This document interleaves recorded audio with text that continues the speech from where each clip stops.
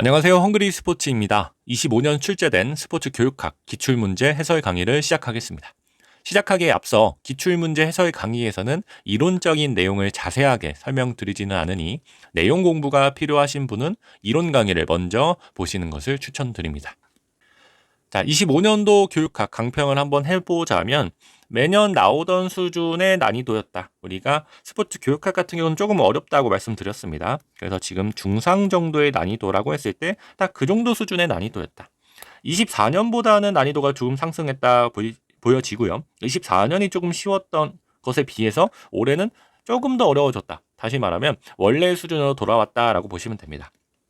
자, 문제를 쭉 훑어봤을 때 전체적으로는 어렵진 않았는데, 자, 사회학하고 비교해서 사회학은 100점이 많았다면 교육학에서는 100점은 비교적 많이 없었던 것 같습니다. 자, 왜 그러냐면, 자, 스포츠 교육학에서는 모형, 교수 기법, 그리고 우리 스타일이라고 하는 게 있습니다. 이 세 가지 파트에서 10문제 이상 출제가 되는데, 특히 이 모형과 교수 기법에서 나왔던 문제가 조금 어려웠다. 그래서 난이도가 조금 올라갔고요. 체육 관련법이 한 두세 문제 정도 출제됩니다. 그 부분에서 다소 지엽적으로 출제가 되었다. 그렇게 어려운 건 아닌데 조금 지엽적으로 나오다 보면서 여기서 조금 어려워졌습니다. 다만 그럼에도 난이도가 굉장히 어려웠다라고 말씀드리지 않는 이유는 뒤에서 보시겠지만 일단 읽어보면 풀 수 있는 문제도 많이 있었고요. 그리고 어려운 문제들, 여기 나왔던 어려운 문제들이 제가 이론 강의와 문제, 출제 예상 문제, 거기서 강조했던 부분에서 많이 나왔습니다. 그러면서 공부량이 좀 되셨던 분들은 비교적 잘 맞았을 거다. 그래서 100점은 어려웠어도 70점 이상은 충분히 맞을 수 있었던 시험이라고 생각이 됩니다. 자, 그러면 1번 문제부터 저와 함께 가보도록 하겠습니다. 자, 1번 문제 보겠습니다. 생활 스포츠 교육 프로그램의 내용 선정 원리에 관한 설명으로 적절하지 않은 것은 읽어보면 풀 수 있는 쉬운 문제였는데요. 한번 풀고 나서 설명을 하겠습니다.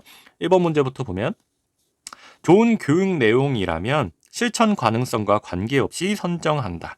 아주 좋은 교육 내용인데 실천 가능성이 관계없이 너무 터무니없이 할 수 없는 것들은 하면 안 되겠죠. 실천 가능성이 어느 정도 있어야 되겠습니다. 벌써 답은 1번으로 비교적 쉽게 출제가 되었고요.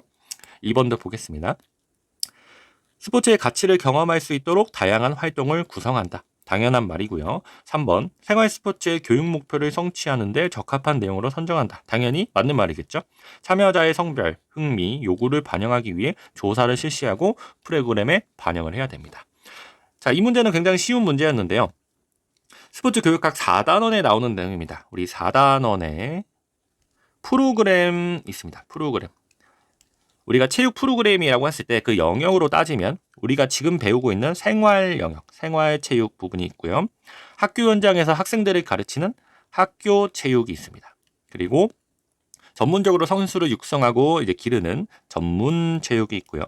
선생님, 뭐 노인도 있잖아요. 유소년도 있잖아요. 그러면 이 세부적인 가지에 들어가지 일단 전체적으로는 생활, 학교, 전문으로 나눌 수 있다라고 보시면 됩니다. 스포츠 교육학에서는 관련해서 문제가 한두 문제씩 나옵니다. 생활체육 프로그램 관련 한두 문제 나오고요. 학교 체육 관련해서 한두 문제, 전문체육해서 한두 문제 나오면 지금 1번 문제는 이 생활 스포츠, 생활교육 프로그램, 생활체육 교육 프로그램에서 한 문제가 나왔다라고 보시면 됩니다. 근데 중요한 것은 이 영역은 나눠져 있지만 실제 여기서 나오는 내용들이 뭐가 나오냐면 이것처럼 뭐 내용 선정 원리나 프로그램 구성할 때 요의점, 뭐 목표 설정 방법 이런 것들 다양한 것들이 나오는데 각각이 다른 내용이 아니다라고 보시면 됩니다. 무슨 말이냐면 지금 1번 문제가 생활 스포츠 교육 프로그램의 내용 선정 원리라고 나왔잖아요. 이게 문제가 바뀌어서 학교 스포츠, 학교 체육 프로그램의 내용 선정 원리라고 나왔을 때 다른 내용이 아니다. 학교 체육이라고 해도 좋은 교육 내용이라면 실천 가능성이 있어야 되고 밑에가 다 동일한 내용이 되겠습니다. 구분해서 볼 건 아니고 전문 체육만 좀 구분해서 볼 내용이 하나 있습니다. 그거 말고 나머지는 일단 종합적으로 물어보는 거다라고 보시면 됩니다. 자, 1번은 좀 거저주는 가벼운 문제였고요. 정답은 1번이었습니다. 자, 2번으로 한번 가보겠습니다. 자, 바로 2번 보실 건데요. 2번 학교 스포츠 클럽 지도 시에 효과적인 과제 제시 방법으로 적절하지 않은 것은 자, 이거는 학교 스포츠 클럽 지도시, 우리 앞에서 봤던 학교 체육 물어보고 있는데, 학교 체육을 할 때 과제 제시를 어떻게 하면 효과적인가, 이것을 물어보는 겁니다. 그럼 마찬가지로 여기서 생활체육 지도시, 전문체육 지도시의 효과적인 과제 제시라고 해도 똑같은 문제다라고 보시면 됩니다. 자, 그때 이 과제 제시라고 하는 거는 뭐냐면, 우리가 수업을 할 때, 어떤 체육 수업을 할 때 그날 할 주요 주제, 과제가 있을 거예요. 뭐 예를 들면 내가 배구 수업을 하면 오늘 학생들에게 오버핸드로 이 토스 하는 것을 알려주고 싶다라고 하면은 그게 오늘의 과제가 됩니다. 그럼 그 과제를 학생들에게, 학습자에게 처음에 설명을 할 겁니다. 자, 오늘 할 과제는 이런 겁니다 라고 하면서 설명을 할 건데, 예를 들면 말로 할 수도 있고요.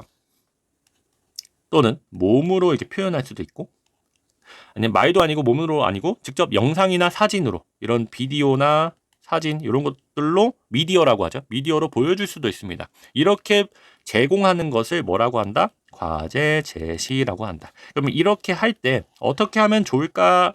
그것을 물어보는 문제입니다. 그러면 아래부터 한번 보겠습니다. 언어적 전달, 뭘로 한다? 말로 한다 라고 했을 때, 자, 어떻게 하면 좋은지 보겠습니다. 전체 대상으로 많은 양을 설명을 할 때 말로 하면 좋더라. 말이 가장 기본적으로 전달하기에 좋은 방법이다 라고 보시면 되고요. 이해할 수 있는 어휘를 사용하면 좋다. 이 선생님만 알고 있는 고급 어휘, 어려운 말을 쓰는 게 아니라 학습자가 이해하기 쉬운 용어들을 사용하면 좋고요. 이때 잘 알아듣기 쉽게 은유와 비유 또는 예시를 들어서 설명하면 좋더라. 자, 세 번째, 언어의 전달만으로는 한계가 존재한다. 내가 이렇게 실컷 말을 했습니다. 근데 이 학습자가 잘 들었는지, 잘 알고 있는지, 또는 딴 생각을 하고 있는지 알 수 있는 방법이 없다. 그래서 어느 정도 한계가 존재한다. 자, 두 번째, 시범을 활용하더라. 이게 몸으로 하는 거겠죠? 그러면 오버핸드 토스는 이렇게 하는 겁니다. 실제로 보여주는 겁니다. 그럼 특징은 정확하겠죠? 그리고 실제성 있는 시범을 보일 수가 있다. 시각적인 효과가 크고, 학습자 시범을 활용해도 좋다. 이건 무슨 말이냐면, 나는 이미 잘할 겁니다. 이 보여주는 지도자는 잘할 텐데, 그러면 동기가 좀 덜 생겨요. 근데 옆에 있는 우리 학습자, 오늘 배울 사람들로 하여금 한번 나와보세요. 이제 한번 시켜보는 겁니다. 그럼 잘하는 사람도 있을 거고 못하는 사람도 있을 건데, 나와서 옆에 있는 사람이 직접 해보는 것만으로도 동기가 생기고, 나도 저렇게 할 수 있겠는데, 그 장점이 생긴다라는 말이 되겠습니다. 그 시범 활용이고요. 세 번째, 매체 활용. 여기서 봤던 미디어 이런 것들을 활용하는 거겠죠. 이동식 칠판부터 각종 비디오 기기나 IT 매체를 활용. 요즘에는 이 패드 같은 거 많이 활용을 해서 수업하시는 분들이 많이 있습니다. 그러면 말이나 행동으로 전달하기 어려운 것을 한 번에 전달하기가 좋겠죠. 어떤 지식이나 원리 등을 보기 쉽게, 알기 쉽게 설명을 할 수가 있다. 이것을 물어보는 내용이 되겠습니다. 이제 문제 풀어보겠습니다. 1번 보기. 실제 상황처럼 정확하게 시범을 보인다. 시범은 어떻게? 정확하게. 실제 상황처럼 맞는 내용이고요. 두 번째, 동작 설명과 말로 하는 거겠죠? 시각적 정보를 함께 활용하면은 이 시각적 정보와 청각적 정보가 같이 들어오면 좀 더 효과적으로 과제를 전달할 수가 있다. 맞는 설명이고요. 세 번째, 은유나 비유보다는 개념 자체를 그대로 전달하는 것보다 은유와 비유를 사용하는 게 더 좋다라고 나와 있죠. 그래서 3번이 틀린 내용, 정답이 되겠습니다. 4번, 학생이 이해할 수 있는 적절한 속도로 분명하게 전달한다. 말로 할 때 이렇게 하면 더 좋겠죠. 4번은 맞는 설명이었고요. 2번도 어렵지 않은 문제였습니다. 정답은 3번이었고, 다시 말씀드리면 앞에 내용이 바뀌어도 결국 효과적인 과제 제시를 물어보는 문제다. 자, 3번으로 가겠습니다. 자, 3번, 다음 설문지를 활용하는데 가장 적절한 평가 단계는? 자, 스포츠 교육학 6단원의 평가 파트에서 나온 문제고요. 자, 보통은 이렇게 내용 주어지고 이 평가 기법은 무엇입니까? 라고 이렇게 묻는 게 보통의 문제였습니다. 올해 같은 경우는 이 평가 기법이 있어. 그러면 이것을 어느 단계에서 쓰면 좋을까? 라고 물어보는 게 올해 문제였고요. 한번 꼬아냈다라고 보시면 되는데, 문제는 저는 좋았다라고 생각을 됩니다. 결국 이것을 수업 전에 할 건지, 수업 중에 쓰면 좋을지, 수업 끝나고 후에 쓰면 좋을지를 묻는 문제였다. 자, 그러면 쭉 봤을 때, 굉장히 수업 전에 쓰면 좋을 것 같다라고 하는 건 다들 아셨을 거예요. 그러면 수업 전에 쓰는 그 평가 기법이 뭔데, 이제 요것을 알고 있어야 풀 수 있었던 문제다. 자, 요거는 강의에서 설명드렸습니다. 수업 전에 사용하는 것은 진단평가라고 하고요. 수업 중간에 잘 따라오고 있나 보는 것은 형성평가라고 했습니다. 그리고 수업이 끝나고 내가 목표한 바를 잘 이루었는가를 보는 것이 총괄 평가가 되겠다. 그러면 이거는 수업 전에 하는 진단 평가를 물어보는 문제였습니다. 자, 영역에선 준비와 수준이 있습니다. 준비된 개인 장비는 무엇이 있는가? 라켓, 운동화, 운동복을 준비했는가를 물어보는 거죠. 테니스 강습 시에 희망하는 강습 형태를 보고 그렇게 하려고 하는 거고. 3년 이내에 강습을 받은 경험이 있나? 이제 학습자의 수준을 파악하는 거죠. 포핸드 칠 수 있는지, 백핸드 잡을 수 있는지, 스텝을 배웠는지. 그래서 아래 내용 보면은 이제 평가 기능에 따른 분류라고 설명을 합니다. 진단 평가 같은 경우는 학습자를 진단하는 거고요. 학습자의 초기 상태를 파악해 지도 전략을 수립한다. 위에 나오는 내용이 되겠고, 형성 평가는 수업 중간에 수업 과정 중에 학습자가 지금 잘 배우고 있는지를 판단하는 평가입니다. 그래서 형성 평가는 수업을 하면서 여러 번 할 수 있습니다. 조금 하다가 잘 따라오고 있는지 평가할 수 있고요. 물론 다른 것도 여러 번 할 수 있지만 형성평가만큼은 여러 번 할 수 있는 게 특징이다. 총괄평가는 마지막에 잘 해냈는지, 목표를 잘 이루었는지를 판단하는 평가다. 올해는 평가 파트에서 2문제 정도 출제가 되었는데요. 작년에 평가에서 조금 어렵게 나올 거다라고 예상을 했는데 다행히 어렵게 나오지는 않았던 것 같습니다. 자, 4번으로 가겠습니다. 자, 4번 문제 보겠습니다. 보기에서 설명하는 생활 스포츠 교육 프로그램에 생활 스포츠 교육 프로그램 나왔고요. 지도 원리로 가장 적절한 것은? 이것도 앞에서 봤던 문제랑 비슷한 맥락이죠. 우리가 체육 수업 지도를 할 때 고려해야 될 사항에 대해서 안내하고 있습니다. 제 교재에서는 크게 5가지로 설명을 하고 있습니다. 개별성, 자발성, 적합성, 통합성, 효율성으로 이렇게 설명을 하고 있는데 이거는 사실 학자마다 이름 짓기 나름이다. 명하기 나름이라서 그때그때 문제에서 해석을 해서 잘 보셔야 됩니다. 다시 말하면 여기 개별, 자발, 적합, 통합, 효율 이렇게 나와 있지만 어떤 학자는 나는 창의도 중요해. 창의성을 발휘하는 게 중요해 라고 하면은 이게 나올 수도 있고요. 나는 자발이 아니라 자유를 강조해. 그러면 자율이 나올 수도 있습니다. 그렇기 때문에 딱 이렇게 정해져 있는 것은 아니다. 문제에서 유연하게 잘 해석해서 보셔야 된다. 자, 그러면 보기를 보면 자, 보기. 프로그램의 다양화를 지향한다. 우리 생활 스포츠 일반인들을 지도를 할 때 너무 획일적이고 단순하게 가르치지 않고 여러 가지 재미있는 프로그램을 해야 된다라고 설명을 하고 있습니다. 그러면 이것만 봤을 때 개별성, 자발성, 적합성, 통합성 중에 정확하게 나오진 않네요. 자, 2번째 보겠습니다. 직접 참여 활동과 간접 학습 활동을 균형 있게 제공한다. 균형 있게 여러 가지 활동을 제공하는 걸로 봤을 때는 뭔가 적합성이나 통합성에 가까운 것 같습니다. 자, 직접 참여 활동은 뭐냐면 내가 신체적으로 직접 참여하는 것을 말합니다. 우리 아까 앞에서 배구 오버핸드 토스 말씀드렸죠? 그러면 그 동작을 한번 해보는 것이 직접 참여라고 한다면 간접 학습 활동은 몸으로는 하진 않지만 다른 것으로 보고 배우는 것을 말합니다. 그 아주 좋은 동작을 영상으로 보거나 또는 사진이나 자료로 보거나 이런 것도 간접 학습 활동이고요. 우리가 학교에서 이제 보통 학생들을 가르칠 때 여러 가지 간접 학습 활동이 있습니다. 뭐 보고서를 작성할 수도 있고 또는 뭐 영화나 포스터나 뭐 미술과 관련해서 이렇게 융합해서 하는 것도 다 직접 참여, 직접 학습에 도와주는 간접 학습 활동이 되겠습니다. 요 2가지. 자, 3번째 보면 스포츠 활동을 총체적으로 체험시켜. 총체적으로 체험했다는 게 위에 거를 말하는 거죠. 직접 활동과 간접 활동을 총체적으로 체험시켜서 스포츠 학습의 질을 높이는 것은 이것은 통합성이 제일 가깝습니다. 자, 아래 내용 보겠습니다. 자, 우리가 체육 수업을 계획하고 짤 때 어떤 것을 일단 봐야 되냐면 첫 번째, 이 맥락. 지금 어떤 학생들을 어떤 차시에서 어떤 과제를 가르치는가 이런 내용 그리고 내가 이 수업에서 어떤 목표를 이룰 것인가 학습 목표 어떻게 팀을 짜고 어떻게 관리를 할 것인가 구조와 이제 수업이 끝나고 내가 목표한 바를 어떻게 잘했는지 확인하는 평가 그리고 그때 지도자와 학습자는 순간순간 어떠한 활동을 해야 되는지 그런 것들을 구상을 해야 됩니다. 그러면서 어떤 것을 지켜야 된다? 첫 번째, 개별성, 개인차를 고려해서 남자, 여자, 초보자, 숙련자 이런 것들을 구별을 해야 되겠죠. 그리고 자발성, 학습자 스스로 할 수 있는 기회를 점점 많이 제공하면 좋고 적합성, 학생의 수준에 맞는 내용을 구성해 줘야 되고요. 통합성, 여기 나오죠. 다양한 프로그램의 총체적인 체험을 하는 것이 좋다. 이게 통합성 내용이 되겠습니다. 효율성, 학습 목표를 달성하기 위해 가장 효율적인 수업을 하는 것이 좋다. 자, 그래서 이 문제 같은 경우는 알고 있으면 굉장히 쉽게 풀 수 있었고, 몰라도 보기를 보고 유추해서 풀 수 있는 문제였다. 4번 체크할 수 있고요. 이런 문제들이 좀 많았습니다. 정확하게 이론을 알진 못해도 문제를 쭉 보고 나서 가장 가까운 답을 골라낼 수 있는 문제가 조금 많아서 난이도가 너무 올라가지는 않았다라고 보시면 되겠습니다. 자, 다음 5번 문제로 가겠습니다. 자, 5번. 보기에서 설명하는 링크의 내용 발달 과제는 과제 분류죠. 오랜만에 출제가 되었고요. 자주 나오지는 않지만 중요해서 항상 수업에서 강조드리고 있습니다. 우리가 수업이나 스포츠 지도 활동을 할 때 그날 가르쳐야 되는 그 과제의 수준에 따라서 크게 4가지로 구분하고 있습니다.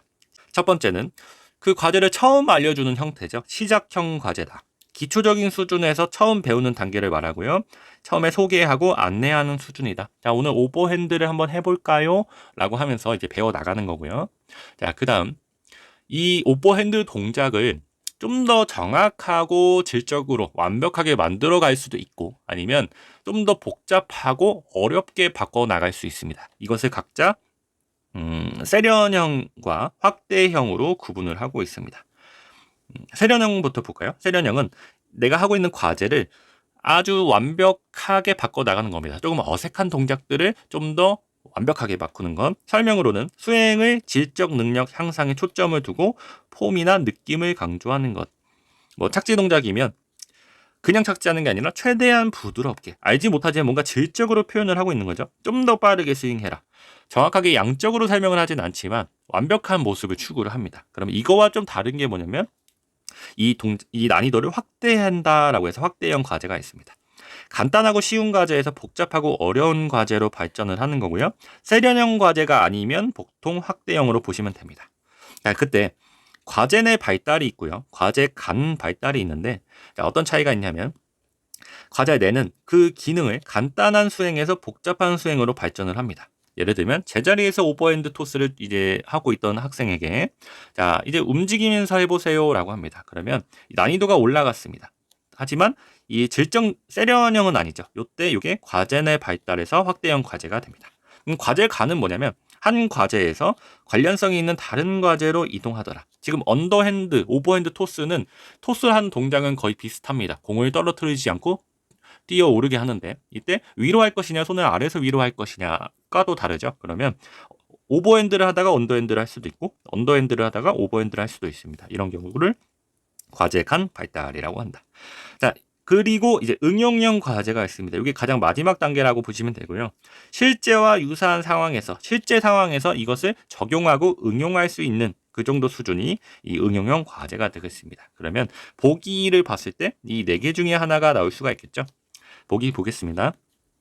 과제 내 발달과 과제 간 발달이 있다. 벌써 이제 확대형인 걸 알 수 있지만 다음 내용도 보겠습니다. 단순한 과제에서 복잡한 과제로 전개한다. 이렇게 되면은 이제 확대형 과제가 되겠습니다. 시작형 과제는 처음에 주어지는 설명이 나와야 되고요. 세련형 과제는 좀 더 완성시켜 나가는 것. 응용형 과제는 실제 경기 상황에 적용을 시키는 모습이 나와야 됩니다.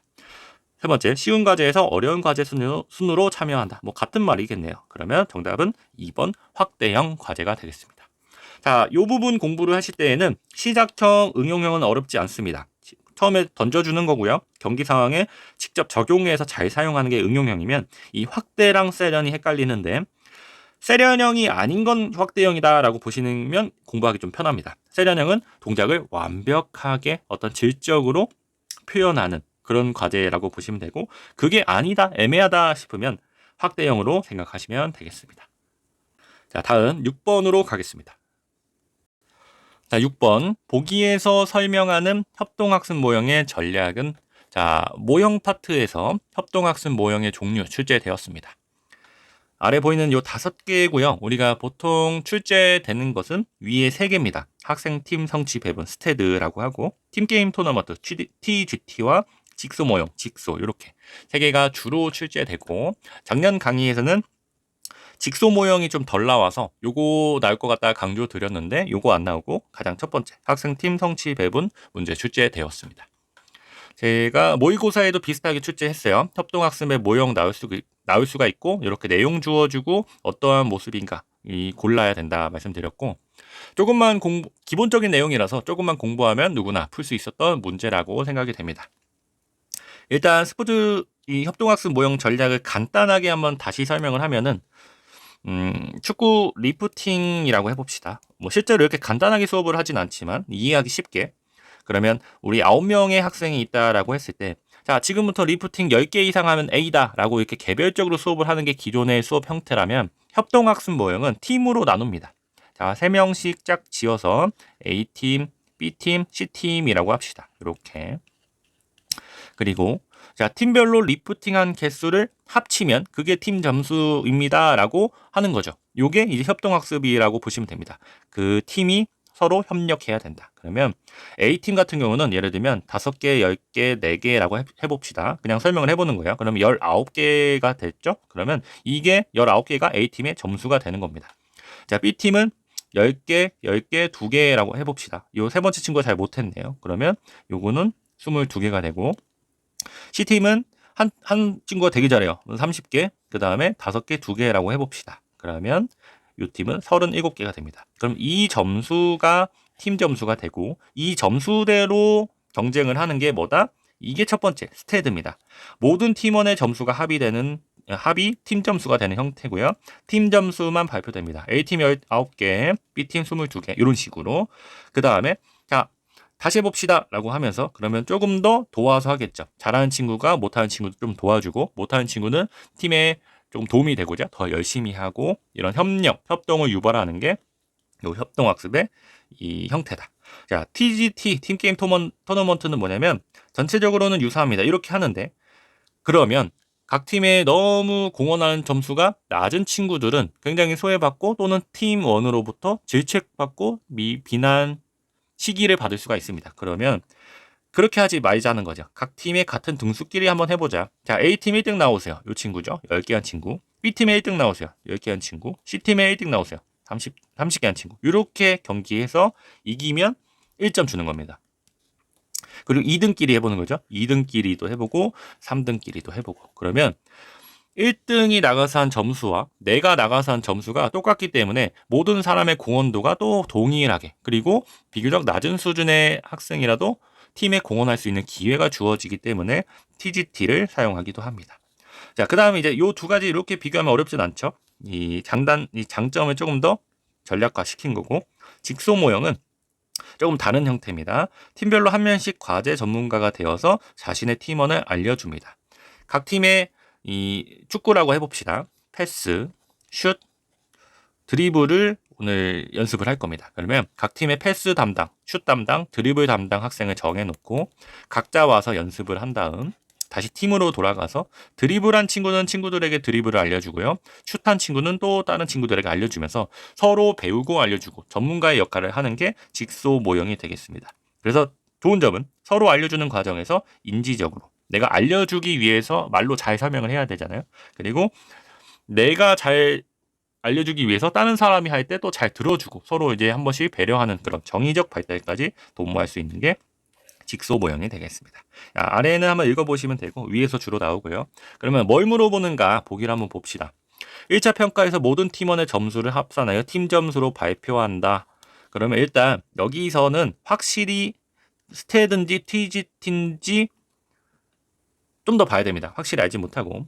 지도자는 학생들과 토론하고 팀의 상호작용을 높일 수 있도록 조언한다. 그리고 여기 중요하네요. 1차 평가와 동일한 과제를 반복해서 연습하고 모든 팀원의 점수를 높이는 데 중점을 준다. TGT에서 나오는 각 팀의 같은 등수끼리 경쟁하는 모습이 없죠. 그럼 요거 아니고, 전문가 집단, 과제 전문가 이런 내용 나와야 되는데 없습니다. 그러면 요것도 아니고, 그럼 결과적으로 무엇이다? 이 스테드 학생팀 성취 배분, 요거 물어보는 문제였습니다. 어렵지 않게 찍으셨을 것 같고요. 자, 요 정도는 기본적인 문제라서 잘 맞추셨을 거라 생각이 됩니다. 자, 26년도 보면은 이제 직소 나올 것 같습니다. 이제는 나올 때가 됐다라고 보시면 되고요. 다른 거 나오면 어쩔 수 없지만 직소 잘 보고 가시면 되겠습니다. 자, 7번으로 가겠습니다. 자, 7번 법 관련 문제였고요. 생활체육진흥법의 내용에 해당하지 않는 것, 다소 지엽적인 내용이었다 생각이 듭니다. 자, 일단 생활체육진흥법은 처음 나왔고요. 나올 가능성이 있다라고는 말씀을 드렸지만 중요성이 좀 떨어지는 법에서 지엽적인 문제가 나오다 보니까 좀 어려웠다. 자, 여기 나오는 내용은 생활체육진흥법에서 3조, 5조, 6조, 10조의 이 굵직굵직한 내용이 나왔고요. 3조 같은 경우는 체크해 드렸습니다. 이건 좀 보고 가세요 말씀드렸는데 5조, 6조, 10조에서 나올 거라고는 생각을 못 했는데 다소 좀 당황스러웠던 문제다. 자, 내용 보면서 한번 풀어보겠습니다. 자, 생활체육진흥법 3조. 모든 국민은 건강한 시체 활동과 건전한 여가 선용을 위하여 생활체육을 즐길 권리를 가진다. 요거고요. 1번은 이제 맞는 내용. 자, 2번. 국가 및 지방자치단체는 생활체육 강좌 설치 운영에 드는 경비를 지원할 수 있고 지원하죠. 요걸로 많이 운영이 됩니다. 자, 5조에 있는 내용이었고요. 자, 이것도 맞는 내용. 문화체육관광부 장관은 생활체육의 진흥을 위한 기본계획을 10년마다 수립 시행해야 된다는데 요거 6조에 있는 내용이고요. 기본계획을 10년이 아니라 5년마다 수립 시행해야 한다. 그래서 3번이 정답이었습니다. 틀린 내용. 4번 지방자치단체는 그 지역 주민의 생활체육 활동에 위하여 동호인 조직에 육성할 필요한 시책을 마련할 수 있다. 그래서 뭐 어디 시체육회, 도체육회 이런 데서 운영을 하죠. 자, 지역적인 문제였는데 여기서 설명을 드리자면 일단 기본적으로 이 체육 관련 법에서 어떤 정책이나 기본 계획을 10년마다 바꾸는 건 없습니다. 제가 알기로는 없고요. 일단 너무 길어요. 10년마다 하기에는 너무 길고 보통은 5년마다 뭐 수립한다, 시행한다, 아니면 3년마다 있다. 3년마다 계획하고 다시 시행하고 이런 것들은 있지 10년마다 계획을 다시 짜는 건 없습니다. 그래서 3번은 조금 훑어봤으면 고를 수 있었던 문제고요. 자, 법 같은 경우는 이제 10년이 됐으니까 문제가 나올 내용은 다 나왔다라고 보시면 됩니다. 이제 나온다면 이때껏 안 나왔던 법이나 또는 구석에 있는 내용이 나올 텐데 그리고 매년 두세 문제 정도 나오고 올해는 두 문제 나왔죠? 두 문제 나오는데 법 공부를 하는 방법은 일단 항상 이런 거 물어보세요. 법은 어떻게 공부를 해야 될까요? 뭐 많이 외워야 될까요? 투자를 많이 해야 될까요? 라고 하면은 일단 교재에 있는 법 제외하고 법은 제가 따로 올려드립니다. 그래서 교재에 있는 기본적인 내용들이 있습니다. 요거를 먼저 공부를 하셔야 됩니다. 이거를 충분히 공부를 하고 어느 정도 점수가 나올 때 그때 법을 보시면 충분하다. 자, 왜 그러냐면 첫째로 법 자체가 일단 암기를 해야 됩니다. 어쩔 수 없이 이해도 필요하지만 암기가 훨씬 중요한데 일찍 외우면 일찍 외울수록 까먹을 수밖에 없다. 그렇기 때문에 그 전까지는 이 기본 교육학 내용 위주로 공부를 하시고 마지막에 가서 공부를 하시는 게 좋고요. 자, 두 번째는 마지막에 가서 공부를 해야 되는 이유가 법은 수시적으로 개정이 됩니다. 23년인가요? 24년에는 한 달 전에 개정된 법까지 나왔어요. 자, 요것도 보면 24년 2월 9일 시행 이렇게 나오죠. 그러면 법이 수시로 개정되기 때문에 이 법 조항 문구가 바뀔 수 있습니다. 그래서 한 달 전 개정된 법까지 나왔기 때문에 미리 공부하면은 여기서도 미스가 발생할 수 있다. 그래서 법 관련 내용은 제가 매년 정리를 해서 중요한 내용 색칠을 해가지고 파일로 카페에 올려드립니다. 이 카페에서 인증 회원분들에게 제공을 하고 있긴 한데 많이들 공유는 하세요. 그러면 그것만 가볍게 보고 가셔도 된다. 근데 그걸 언제 봐야 된다? 요 기본 교육학을 먼저 공부를 하시고 좀 정확하게 말씀드리겠습니다. 자, 기출 문제를 쭉 풀었을 때 스포츠 교육학에서 80점 이상 점수가 쭉 꾸준하게 나온다라고 하시면 그때 법을 보시면 됩니다. 내가 지금 26년도 보시는 분들이 많을 거예요. 그러면 25년도 기출문제, 24년도 기출문제를 풀었는데 뭐 60점, 70점 막 이렇게 나온다라고 하면은 지금은 법을 볼 때가 아니다. 이 기본 내용부터 공부를 하시고 내가 충분히 공부가 돼서 80점, 90점, 막 95점 막 이렇게 맞아갑니다. 그러면 이때부터는 법을 쉬는 시간이나 이럴 때 가볍게 제가 올려드린 자료 그것만 자주 보시면 그걸로 충분할 것 같다 생각이 됩니다. 정리하면 요 기본적인 내용, 교육학의 내용 있죠? 우리 스타일, 모형, 그리고 교수 기법 이것 위주로 공부를 하는 것이 제일 중요하다 제가 말씀드리겠습니다. 자, 정답은 3번이었고요. 8번 문제로 가겠습니다. 자, 8번 보기에서 설명하는 링크의 교수 전략은 자, 링크의 교수 전략이 2년 만에 다시 나왔습니다. 23년도에 처음 나왔고 이제 올해 다시 나왔는데요. 일단은 한번 설명을 드리면 우리가 체육 수업이라고 했을 때 체육 수업에는 다양한 종류의 모습이 있을 겁니다. 그러면 어떤 학자들은 이것을 정리하고 싶을 거예요. 야, 이러한 수업이 있고 이렇게 하면 좋더라라고 하는데 굉장히 어려운 작업이죠. 이 세상에서 유행하는 이제 사용되는 체육 수업을 다 정리한다는 건 어려운 건데 이것을 한 사람들이 있습니다. 일단 기본적으로 우리 교육학에서 많이 나오는 모스턴의 스타일이라고 하는 게 있고요. 그리고 매칠러라고 하는 학자의 모형이라고 하는 게 있습니다.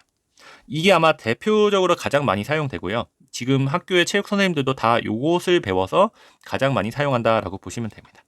스타일 같은 경우는 고유의 철학적인 아이디어를 품고 있지만 좀 현장감은 좀 떨어지는 경향이 있고, 매칠러 같은 경우는 오로지 매칠러가 다 만든 건 아니고 이 안에 8가지인가의 모형이 있습니다. 그때 각각 연구한 학자들이 있는데 당대 이제 학자들이 연구했던 내용들을 좀 짜깁기 해서 쫙 모아서 어떤 철학적인 아이디어로 정리한 내용이라고 보시면 됩니다. 그래서 요거는 좀 현장감이 있어서 저도 이 모형 중심의 수업을 많이 합니다. 그러면 요 2가지만 있나? 아니죠. 여러 가지 학자가 있는데 가장 대표적으로 이렇게 사용되고 스포츠 교육학에서도 이렇게 출제가 됩니다.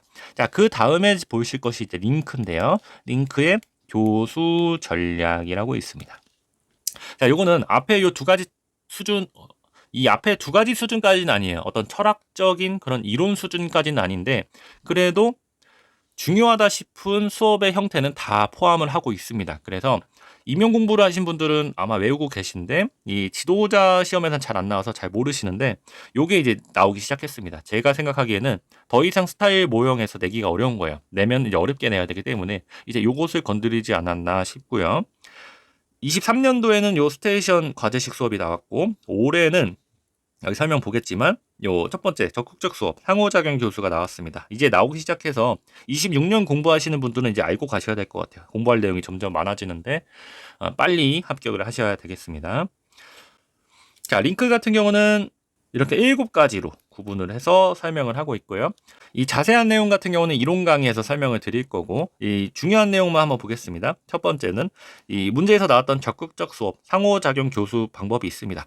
학생과 교사가 서로 맞춰가면서 수업을 하고 교사가 적극적으로 학생들을 진두지휘하는 형태다. 그래서 가장 일반적인 체육 수업의 모습이다. 학생들이 알지 못하는 걸 교사가 시범 보이고 연습시키고 확인해주는 과정. 그래서 지시형 또는 연습형 스타일과 유사하다. 무슨 말이냐면 모스턴의 스타일에도 A, B 스타일이 있습니다. 요거와 유사하다라고 하는 거고요. 교사 중심의 수업 전략 중 하나다. 23년도에 나왔던 스테이션 교수, 요거는 여기에만 있습니다. 링크에만 있어서 중요한 내용이고요. 과제가 여러 과제가 동시다발적으로 이루어지는 겁니다. 과제 중심의 수업이고 각기 다른 장소에서 동시에 진행됩니다. 지정된 구역별로 정해진 과제를 연습 후 시간이 지나면 스테이션으로 옮겨간다. 자, 운동장이 이렇게 있고요. 골대가 이렇게 2개 있다라고 합시다. 그리고 공간을 가상으로 나누어서 뭐 여기서는 슛, 여기서는 드리블, 뭐 리프팅, 뭐 트래핑 이렇게 할까요? 그래서 과제 연습하고 다음 과제, 과제 연습하고 다음 과제 이렇게 과제별로 나누어서 그리고 마치 이제 정거장 같죠? 다음 정거장, 다음 정거장 이런 식으로 수업하는 형태를 과제식 수업 스테이션 교수라고 합니다. 이렇게 2개 출제가 되었고요.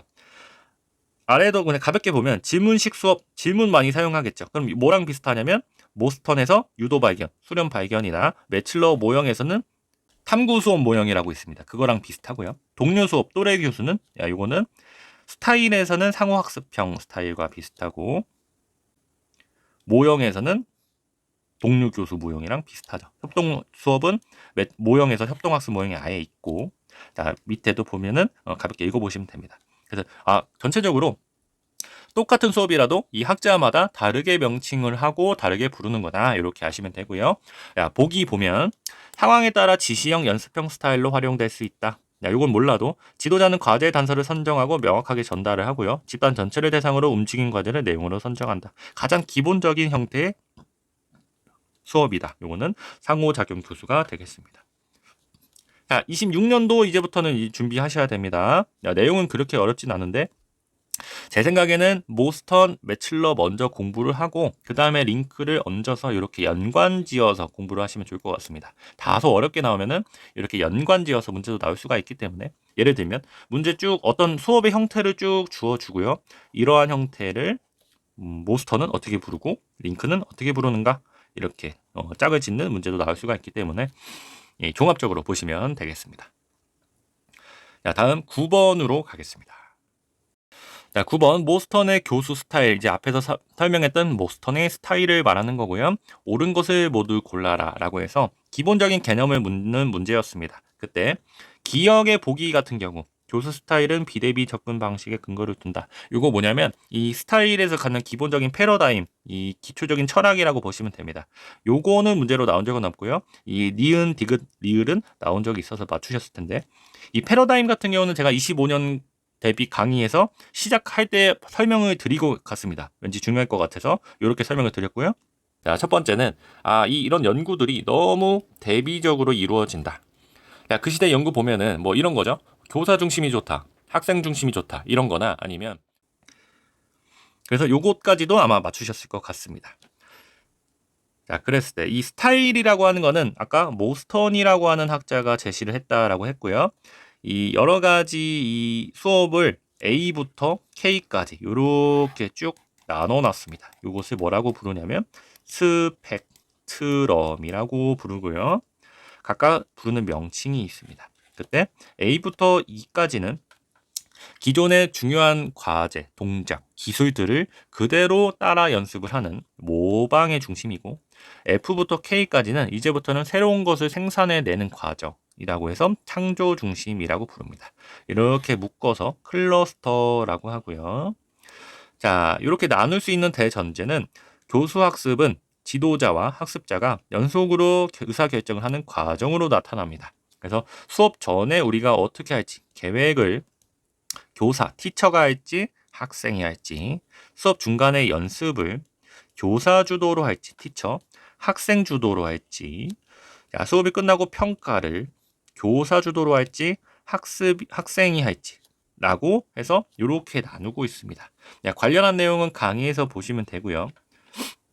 자, 이때 보기를 보면서 설명을 드리면 교수 스타일은 비대비 접근 방식에 근거를 둔다. 자, 패러다임 보시면 기존의 수업에 문제점이 있기 때문에 모스턴이 이것을 만들었다고 보시면 되고요. 기존의 수업은 신체 활동이면 신체 활동, 그리고 뭔가 인지적인 활동이면 인지적인 활동 이렇게 하거나 아니면 기술 중심, 경기 중심 이렇게 딱딱 나눠서 하는 대비적인 접근이 자기는 마음에 들지 않는다. 그래서 비대비 접근을 강조했고 학자마다 자신만의 어떤 연구 중요하지만 너무 학자들마다 그 개인적인 지식 체계를 갖고 있기 때문에 모든 학자가 고루 공유할 수 있는 보편적인 어떤 체계를 만들고 싶고 이와 더불어서 일관성 없는 용어가 아니라 일관성 있는 용어를 활용하고 싶다라고 이 출발을 해서 이것을 만들게 된 겁니다. 그래서 기억에서 비대비 접근 방식에 근거를 둔다라고 하면은 요거는 맞는 설명이 되겠습니다.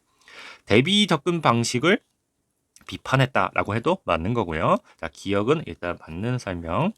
자, 교수 스타일마다 의사결정의 주도권은 교사에게 있다. 이거 말이 어려운데 무슨 말이냐면 니은의 말이 되면 여기 수업 결정의 전중후에서 모든 내용이 다 T가 돼야 됩니다. 근데 이 표만 봐도 학습자가 학생이 하는 경우가 많죠. 의사결정은 학생이 하는 경우가 있습니다. 그렇기 때문에 주도권은 교사에게 있을 수도 있고 학생에게도 있을 수 있다. 이렇게 표현을 하거나 교사와 학생이 의사결정을 한다. 이렇게 표현이 돼야 맞는 설명입니다.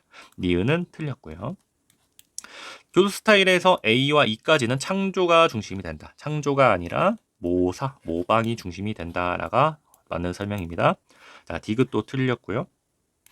교수 스타일은 과제 전, 중, 후의 의사결정으로 구분이 됩니다. 그래서 요거는 어렵게 냈지만 저와 공부를 하셨다면 그렇게 어렵진 않았을 것 같습니다. 정답은 2번이었고요. 요거는 기본적인 내용이니까 이 정도는 풀을 수 있어야 됩니다. 만약 지금 이론 강의를 들으셨고 이 문제풀이를 보는데 지금 이걸 보면서 이해가 안 되신다 그러면 이 내용 공부가 아직 덜 되신 겁니다. 다시 내용 공부부터 하시는 것을 추천드립니다. 자, 다음 10번으로 가겠습니다. 자, 10번 그리핀 미첼 오슬린의 게임 수행 평가 도구를 활용하여 이렇게 게임 수행 능력을 측정한 표이다. 게임 수행 점수가 높은 학생 순으로 바르게 나열한 것은. 자, 요거는 출제 예상 문제에서 다뤄드렸던 내용입니다.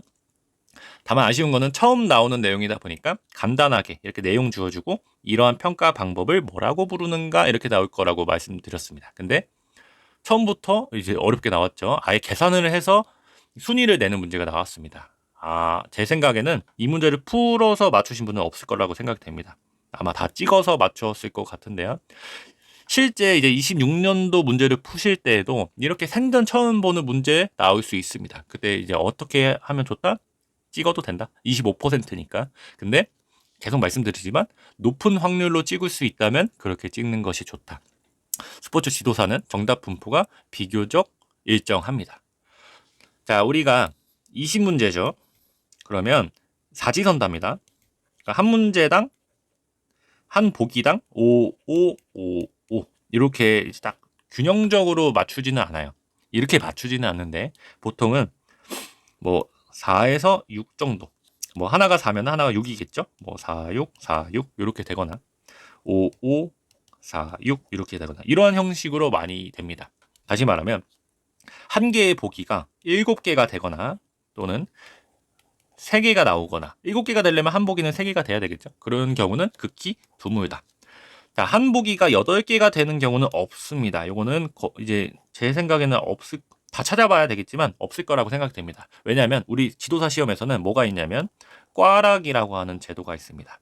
8개가 넘어가지 않으면은 이 시험에 꽈락이 되는데요. 만일에 출제하시는 분이 한 개의 보기를 8개 이상 낸다라고 하면은 이 꽈락이 있는 시험에서 찍었을 때 이미 꽈락이 넘어가죠. 그러면 시험의 변별력에 문제가 생깁니다. 이 평가의 신뢰도에 문제가 생기기 때문에 8개일 리는 없다. 자, 그럼 이것을 다시 이용해 보겠습니다. 내가 문제를 쭉 풀어요. 그리고 마지막에 답을 맞춰보는데 한 개의 답이 8개가 된다라고 하면은 일단 이미 큰일 난 거죠. 이미 큰일이 났지만 이제 그거를 좀 더 봐야 될 겁니다. 만약 1번이 8개가 나왔다 그러면 1번 중에 내가 틀린 게 뭔가를 빨리 체크를 하는 겁니다. 그러면 긴가민가 해서 뭐 예를 들어 뭐 10번 문제가 1번, 3번 중에 고민하다 1번을 찍었다. 그러면 이거는 3번일 확률이 높다라고 보시면 됩니다. 이미 1번이 8개일 리는 없으니까. 그래서 결국 이 합격을 하는 게 중요한 시험이기 때문에 전략적으로 잘 활용을 하는 것이 좋다. 자, 그래도 이제 내년 공부를 하시는 분들은 알고 계셔야 되겠죠. 자, 설명을 하겠습니다. 게임 수행 평가 도구라는 건 뭐냐면 기존에 있던 평가 방법에서 좀 비판하고 문제점을 착안해서 만든 방법이라고 보시면 됩니다. 자, 우리가 농구 수업을 합니다. 보통 학교에서 농구 수업 끝나고 평가를 뭐로 하냐면 뭐 슛이라고 해봅시다. 자유투 10개 중에 6개 이상 넣기 이렇게 하면은 뭐 보통 이런 평가를 많이 하죠. 저도 어렸을 때 이런 평가를 많이 했던 것 같은데 그러면 이게 실제 이 학생의 농구 능력과 얼마나 관련이 있나를 생각을 해봅시다. 그러면 실제적으로 아주 단순한 기능이기 때문에 많이 이것을 표현하기가 어렵다. 실제적인 능력과 거리가 멀다. 그리고 일회성의 시험이다 보니까 굉장히 신뢰도도 낮다라고 보시면 됩니다. 그래서 자, 우리는 실제 경기 상황에서 얼마나 게임을 잘하는지를 평가를 하자라는 겁니다. 그럼 너무 평가하기 어려울 거예요. 근데 이 학자들은 그러니까 학자분들이시겠죠. 자, 게임 어떤 스포츠건 게임 상황에서 일어날 수 있는 상황을 구분을 합니다. 의사결정을 하는 순간이 있고 어떤 기술을 시행하는 순간이 있더라. 그리고 보조를 하는 경우도 있고 추가적으로 내용 보면 적응하기, 커버하기, 가드 마크하기 등 7가지의 요소가 스포츠 경기에 있더라. 다만 경기마다 이 7가지가 다 있는 경우도 있고 아닌 경우도 있어서 골라서 사용하면 된다. 자, 그러면 지금 우리 이 평가에서는 의사결정, 기술 실행, 보조하기를 평가를 한 겁니다. 다은이랑 세연이랑 유나가 경기를 할 때. 자, 그러면 이제 계산을 하는 방법을 알아야 되는데요. 한번 지우고. 계산을 하는 방법은 그렇게 어렵진 않습니다. 자, 내가 한 행동 전체분의 적절한 행동을 구하면 됩니다. 자, 다시 다은이부터 가보겠습니다. 다은이. 전체 행동, 의사결정에서 전체 행동은 4회를 했고요. 적절한 행동은 3회가 됩니다. 그러면 0.75가 나오고요. 자, 기술 실행도 보겠습니다. 전체 4회 중에 이것도 3회네요. 그러면 이것도 0.75. 자, 보조하기도 동일하게 0.75가 나올 겁니다. 다은이는 의사결정, 기술 실행, 보조하기에서 0.75씩 나왔고요. 게임 수행 점수는 요 세 가지의 평균을 구합니다. 그럼 0.75가 나오겠죠. 다은이는 0.75구나 이렇게 보시면 되고, 자, 세연이도 동일하게 보겠습니다. 자, 전체는 4회입니다. 4회 중에 적절한 행동은 2회가 되겠고요. 4분의 2로 해서 0.5. 자, 요거 한번 볼까요? 그러면 전체 5인데 적절하고 효율적으로 한 게 5네요. 그럼 굉장히 잘했죠? 1.0입니다. 자, 그 다음 보조하기 보면은 2분의 2개, 4분의 2겠네요. 그러면 0.5니까 0.5 더하기 1 더하기 0.5 나누기 3으로 하면은 0.66 정도가 나오게 됩니다. 자, 유나 보겠습니다. 유나. 자, 4분의 2겠네요. 4분의 2, 0.5고요. 실제로 문제에서 이렇게 풀라고 준 겁니다. 그러면 이걸 알고 푸신 분은 없다라고 이것을 알고 이렇게 푸신 분은 거의 없다라고 생각이 됩니다. 자, 기술 실행 보면은 전체 2회 중에 2회, 그럼 1.0이고요. 그 다음에 보조하기 보겠습니다. 전체 2회 중에 2회다. 그러면 1.0. 자, 이 친구는 2.5네요. 2.5를 3으로 나누면 한 0.83이 나오게 됩니다. 그러면 자, 높은 학생 순으로 바르게 나열한 것은 처음에 유나가 제일 높고요. 유나 1등, 그 다음에 다은이 2등, 세연이 3등이 되겠습니다. 유나, 다은, 세연 해서 정답은 3번이었다. 자, 어려웠죠? 어려웠습니다. 이것을 풀으신 분은 거의 없을 거라 생각이 되지만 내년 공부를 하실 때는 알고 계셔야 된다. 자, 그래서 GPAI 게임 수행 평가 도구에서 중요한 건 뭐냐면 결국 요겁니다. 부정적인 수행보다 긍정적인 수행이 많을 때 점수가 높다. 내가 게임을 잘한다라고 하는 것은, 좋은 게임 수행이라는 것은 결국 실수를 줄여나가며 내가 한 행동들이 긍정적인 영향, 긍정적인 전술적 수행을 할 때 점수가 높아진다. 요 생각을 캐치하시면 되겠습니다. 정답은 3번이었고요. 11번으로 가겠습니다. 자, 11번 보기의 내용에 해당하는 모스턴의 교수 스타일은 스타일 묻는 문제였고요. 아주 기본적인 형태였습니다. 스타일에 대한 이렇게 설명 주어주고 어떤 스타일인가 고르는 문제. 자, 보기를 먼저 보면 지도자는 난이도가 다른 과제를 선정하고 조직한다. 학생은 자신에게 맞는 난이도와 과제를 선택하고 참여한다. 이게 제일 중요한 내용 같아요. 자신에게 맞는 난이도와 과제를 학생이 스스로 선택하는 것. 세 번째, 높이뛰기의 경우 학생들은 바의 높이가 다른 연습 과제를 선택할 수 있다. 자, 요거 강의에서 똑같이 설명드렸습니다. 예를 들면 여기다가 높이가 다른 이제 높이뛰기 바를 3개를 설치를 해 놓는 거죠. 그러면 자, 이제 각자 수준에 맞춰서 이 높이뛰기를 해보자라고 하는 거죠. 그러면 자, 이렇게 설명드렸는데요. 이런 형태를 비평형 줄넘기라고 하고 포괄형의 가장 대표적인 형태의 수업 방법이다라고 보시면 됩니다. 그래서 이 문제는 2번 포괄형 어렵진 않았고요. 문제로 나올 때에는 주로 이제 비교해서 나오는 문제들이 있습니다. 작업형, 이 자기점검형이죠. 작업형과 포괄형 이렇게 두 가지를 비교해서 자주 나오는데 비슷한 말 같은데 달라서 무엇이 다른지를 정확하게 알아야 됩니다. 작업형과 포괄형 두 가지는 모두 학생의 자율성, 어떤 능력을 존중해주고 스스로 해볼 수 있게 합니다. 근데 다른 점은 뭐냐면 작업형 같은 경우는 난이도를 선택을 할 수는 없습니다. 과제 연습을 스스로 할 수 있는 거고요. 포괄형 같은 경우는 난이도를 선택할 수가 있다. 그 차이가 조금 다른 내용이 되겠습니다. 그래서 포괄형이 조금 더 학생의 수준을 인정해주고 수준에 맞는 도전까지 해준다는 특징이 있습니다. 그래서 이렇게 두 가지 구분할 줄 알아야 되고요.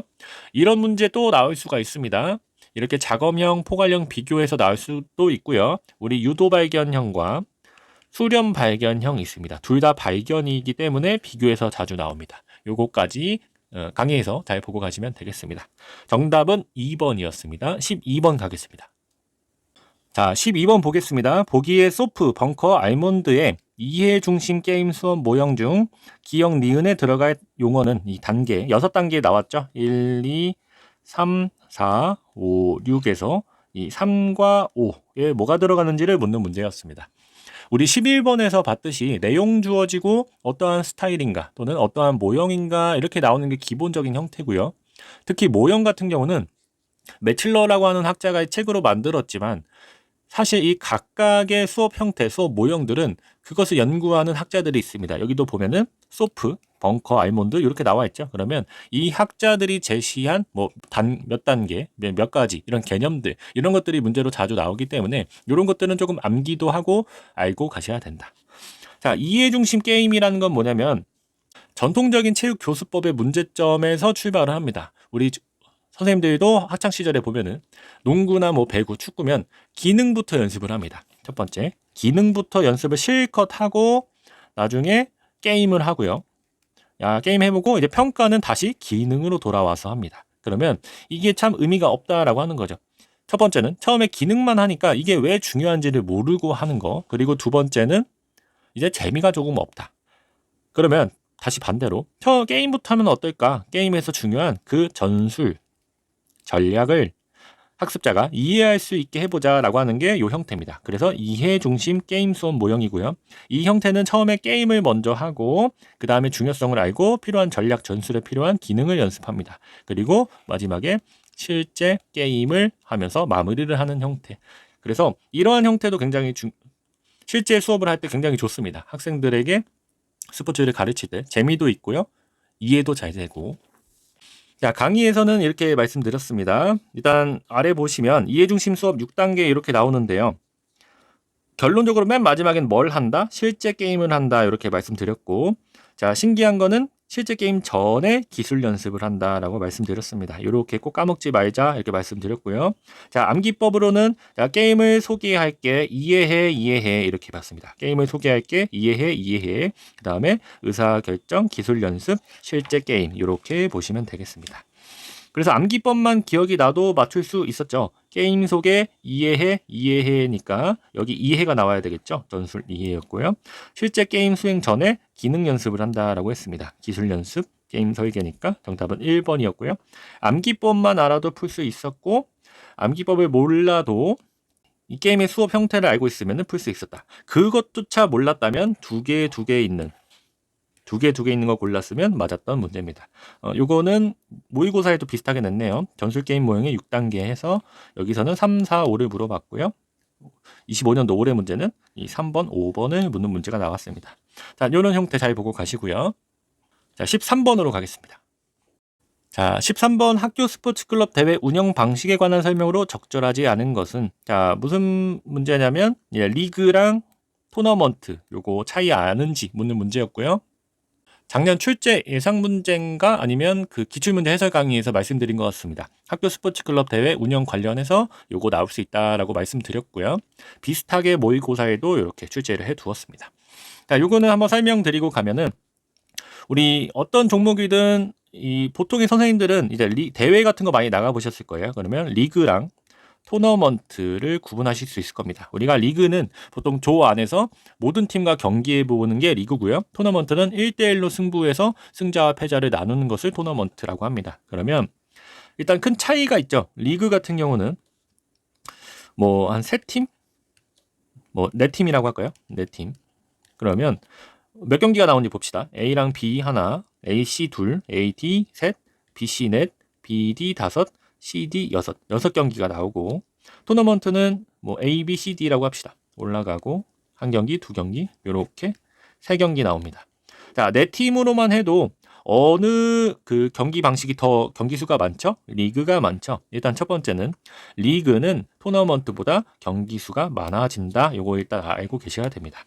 그게 첫 번째 나왔죠. 통합리그 유형은 조별리그 유형보다 경기가 많다. 자, 이건 뭐냐면 모든 팀을 지금 4개 팀이니까 6경기가 나오는데 이게 만일에 쭉 많아서 32강이라고 해봅시다. 다시 32팀이라고 하면은 모든 팀이 이게 팀 수가 많아질수록 경기 수가 굉장히 기하급수적으로 늘게 됩니다. 그러면 실질적으로 운영이 불가하다. 그래서 보통은 조를 나누어서 예선 정도는 조별로 리그를 치르고 여기서 올라온 팀에 한해서 토너먼트로 경기를 하죠. 가장 대표적인 방법이 우리 올림픽이 아니라 월드컵이 되겠습니다. 월드컵. 조별 예선 통과 후 이제 토너먼트. 자, 그겁니다. 그래서 통합 리그 유형은 조별 유형 리그보다 경기 수가 더 많다. 그래서 통합 리그보다 조별 리그로 먼저 시작을 하는 경우가 많다. 이건 맞는 설명이고요. 자, 스플릿 리그라고 하는 게 나옵니다. 뭐냐면 나눈 거예요. 어떤 수준 차이에 의해서 여기 설명 나옵니다. 통합 리그의 성적을 바탕으로 그룹을 나누어 리그전을 진행하는 방식이다. 맞는 설명이고 이러한 형태를 스플릿 리그, 나누다. 자, 스플릿 리그라고 합니다. 모의고사에 똑같죠. 스플릿 리그는 통합 리그보다 팀 간의 경기력 수준 차이가 크다. 요 내용 뭐냐면 자, 우리 축구라고 따질까요? 우리 K1 리그 있고 K2 리그 있죠. 그러면 지금 스플릿 리그를 하고 있는 겁니다. K3, K4 하면은 그러면 여기에 있는 팀과 여기에 있는 팀의 수준 차이는 큽니다. 하지만 같은 리그 안에서의 수준 차이는 작다. 그 얘기를 하고 있는 거고요. 자, 이제 토너먼트로 가겠습니다. 토너먼트는 크게 더블 엘리미네이션과 싱글 엘리미네이션이 있습니다. 자, 우리가 알고 있는 토너먼트는 싱글 엘리미네이션을 주로 부릅니다. 또는 녹아웃, 넉다운 토너먼트라고 부르고요. 진 사람은 그냥 떨어지는 겁니다. 그리고 더블 엘리미네이션은 어떻게 우리가 알고 있냐면 패자 부활전이 있는 토너먼트다라고 보시면 되고요. 2번 연속 지면은 떨어지게 되고 한 번 졌지만 다시 이긴다면은 패자전에서 다시 올라오는 경우가 있습니다. 그것을 더블 엘리미네이션이라고 한다. 자, 그럼 장단점이 있겠죠. 이렇게 지면 바로 떨어지는 경우에는 진 팀끼리의 경기를 하기가 어렵기 때문에 순위 산정이 어렵다. 그러면 반대로 이 패자 부활전에 있는 경우에는 되도록 순위 산정이 가능하다. 그 특징이 있겠습니다. 3번도 맞는 설명이고요. 싱글 엘리미네이션 노가웃 토너먼트의 패배팀은 패자 부활전으로 상위 라운드 진출하는 것은 더블 엘리미네이션의 설명이 됩니다. 그래서 틀린 설명, 정답은 4번이었습니다. 자, 요 정도 보시면 되고요. 그 모의고사 문제집에서 실전 모의고사 그 종이로 나와 있는 부분에 이제는 좀 어렵게 나온다면 실제 리그를 짤 때 경기 수 계산하는 방법, 그리고 뭐 토너먼트 수 이런 거, 경기 수, 라운드 수 이런 거 계산하는 좀 어려운 문제를 냈거든요. 어렵게 나오면 그 정도도 나올 수가 있다. 그래서 조금 관심 가지고 보시면 되겠습니다. 자, 13번은 4번이었고요. 14번으로 가겠습니다. 자, 14번 법 관련한 문제였고요. 국민체육진흥법 제6조 학교체육의 진흥을 위한 조치로 학교의 역할을 모두 고른 것은 문제였습니다. 요거는 앞에랑 다르게 다행히 찍어드린 부분에서 나왔고요. 쭉 읽어봤을 때 틀린 내용이 없었다. 모두 맞는 내용이라서 정답은 4번이었습니다. 자, 이거는 조금 문제가 뭐가 있었냐면 여기 학교체육진흥을 위한 조치는 국민체육진흥법이 아니라 이제 시행령에 하나 낮은 수준이죠. 시행령에 나오는 내용이다 보니까 이거 관련해서 조금 이의제기가 있었습니다. 저도 좀 이의제기를 했는데 아쉽게도 이제 받아들여지진 않았고요. 이거를 제외했을 때 문제에서는 큰 문제가 없다라고 보여지기 때문에, 그리고 아주 넓은 의미에서는 시행령도 법 안에 들어갑니다. 이 법에서에 나와 있는 그 조항들을 시행령에서 정해라라고 되어 있기 때문에 이건 아쉽지만 문제 정답은 바뀌지 않았습니다. 자, 이렇게 나왔던 내용들은 한 번씩 좀 보고 가시면 좋고요. 특히 국민체육진흥법은 가장 많이 나오는 법령이기 때문에 자주 볼 필요는 있다. 자, 이거 정답은 4번이었습니다. 자, 넘어가겠습니다. 자, 15번. 다음은 지도자의 교수 행동을 사건 기록법으로 관찰 기록한 표이다. 아래 있는 거는 사건 기록법이구나. 이 체계적 관찰 방법에 관한 설명으로 가장 적절한 것은, 자, 평가 파트에서는 올해 2문제가 나왔고요. 첫 번째는 앞에서 봤던 진단평가 있죠? 평가를 언제 사용하는가 그 문제와, 그리고 여기 보이는 체계적 관찰법 문제가 나왔습니다. 최근 들어서 체계적 관찰법에 대한 문제가 자주 나오고 있고요. 자, 이 체계적 관찰법이라고 하는 건 뭐냐면 기존에 우리가 수업을 연구하고 관찰할 때 사용하는 기존의 관찰법이 있습니다. 이것을 전통적 관찰법이라고 하는데요. 처음부터 끝까지 쭉 보면서 일기를 쓰는 일화기록법 이런 것들이죠. 이런 것들에 한계가 있더라. 굉장히 오래 걸리고 힘들고 뭐 그렇다더라. 그러면 이것을 극복하기 위해 만든 다양한 학자들이 제시한 평가 방법, 관찰 방법이라고 보시면 됩니다.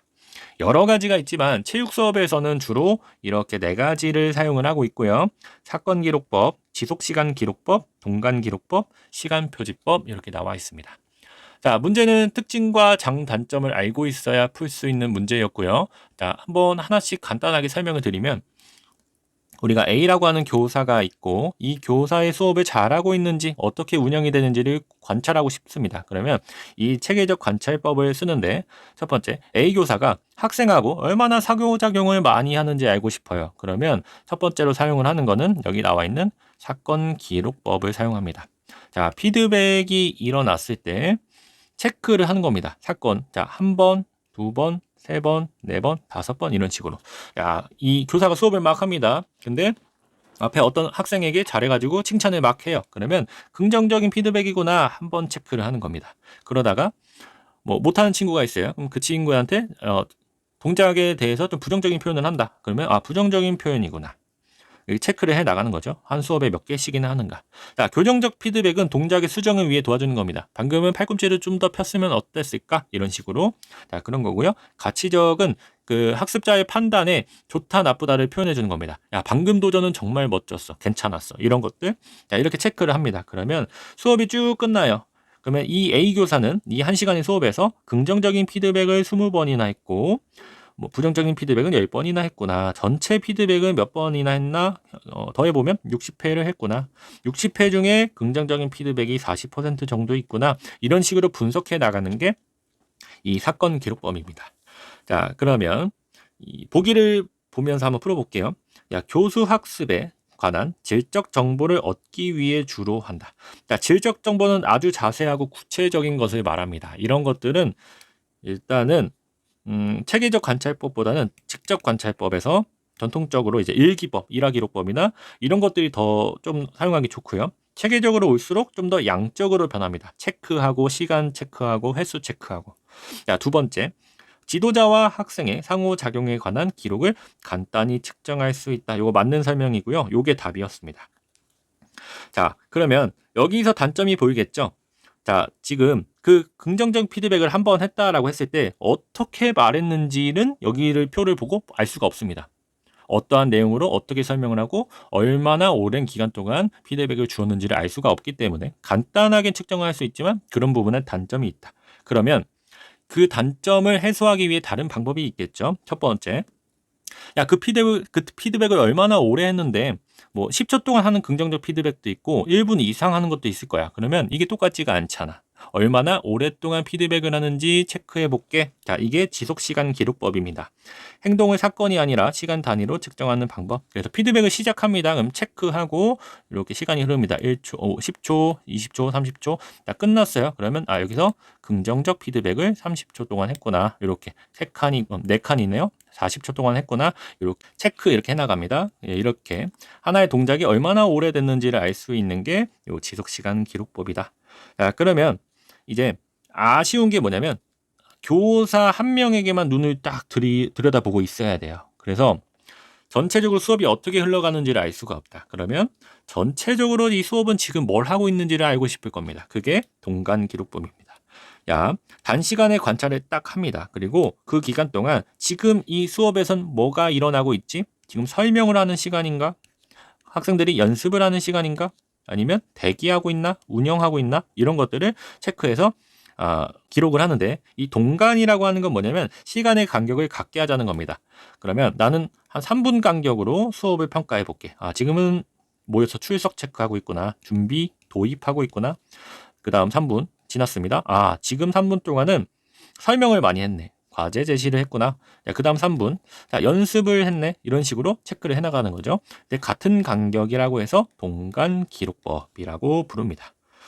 자, 그러면 이제 여기까지는 수업의 전체적인 모습을 알고 싶어요. 근데 이 안에서 학생들이 하나하나를 좀 알고 싶습니다. 이때 교사는 수업은 전체적으로 설명을 하고 있고 피드백을 주고 있어. 근데 학생이 듣고 있어? 이게 좀 궁금할 수가 있겠죠. 그래서 학습자가 어떠한 행동을 하는지 직접 수를 세는 방법이 있습니다. 이게 시간 표지법이다. 자, 일정 시간 간격으로 특정 행동 참여를 하는 학생 수를 세는 방법이 요 시간 표지법이 되겠습니다. 요게 문제로 좀 안 나와서 나올 수가 있고요. 자, 시간이 딱 됐습니다. 자, 지금 보세요. 숫자 세세요 하면은 연습에 참여하고 있는 학생이 몇 명인가 쭉 셉니다. 그러면 25명 중에 16명이 참여하고 있습니다. 이렇게 체크. 그 다음에 좀 관찰하다가 띠링, 자, 체크하세요 하면은 그때 또 참여하고 있는 사람을 체크합니다. 이렇게 하는 것을 시간 표지법 또는 플라 체크법이라고 하고요. 학습자의 수를 셀 수 있는 체계적 관찰법이다.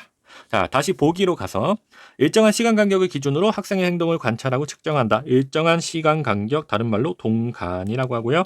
동간 기록법에 대한 설명입니다. 교수 학습 시간 활용에 관한 구체적인 정보가 필요할 때 사용한다. 요거는 조금 애매하긴 해요. 요건 조금 애매한데 아래에서 조금 찾아보자라고 하면은 지속시간 기록법이 가장 가깝다고 생각이 됩니다.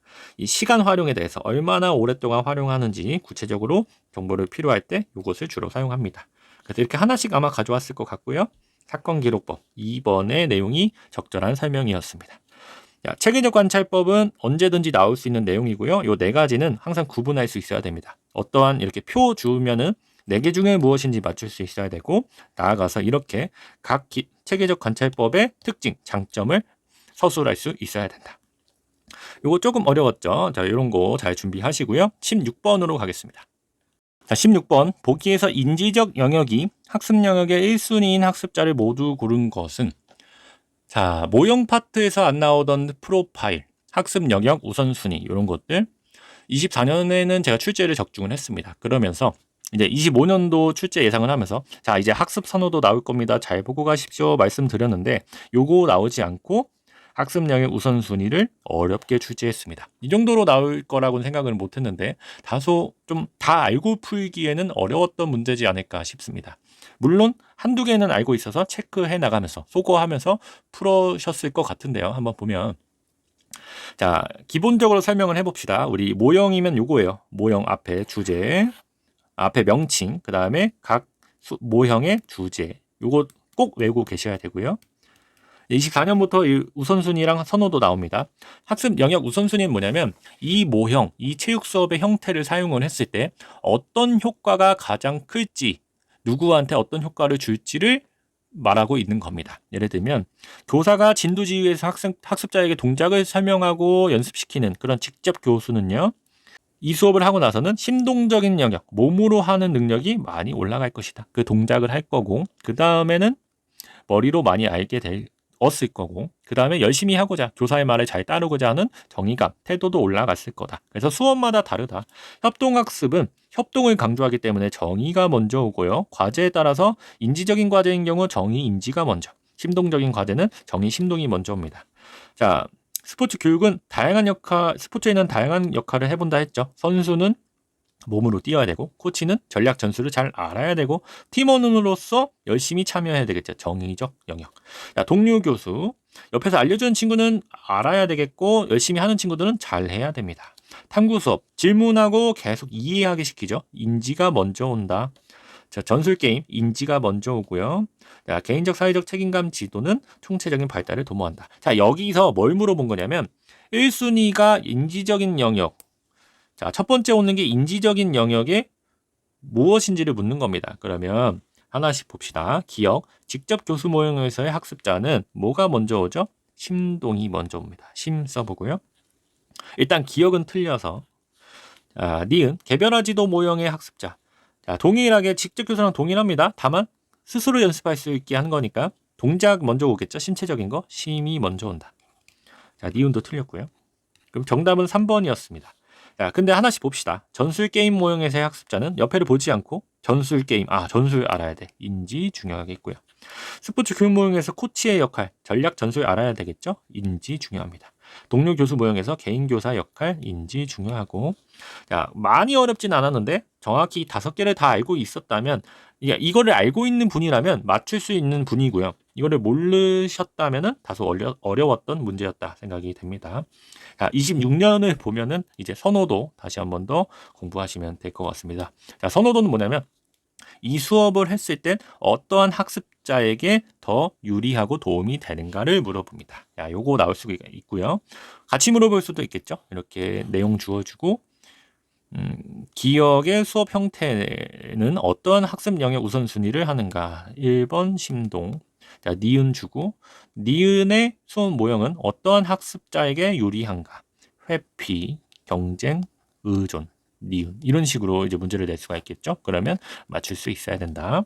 자, 17번 가겠습니다. 자, 17번, 18번은 하나의 보기에서 2가지를 묻는 문제였습니다. 자, 처음 나오는 형태의 문제였는데요. 작년 문제집에서 출제 예상 문제에서 역학에서 제가 문제를 이렇게 내드렸던 것 같아요. 그러면서 꼭 하나의 보기에 하나만 나온 것은 아니다. 이런 식으로도 나올 수가 있고, 그림도 많이 나올 수가 있다. 지금까지 스포츠 교육학 사회학 보면은 다 글만 나오는데 그림 넣어가면서 나올 수도 있다. 언제든지 준비하셔야 된다 말씀드렸고요. 자, 뭔가 어려워 보였지만 사실상 어렵진 않았습니다. 17번부터 보겠습니다.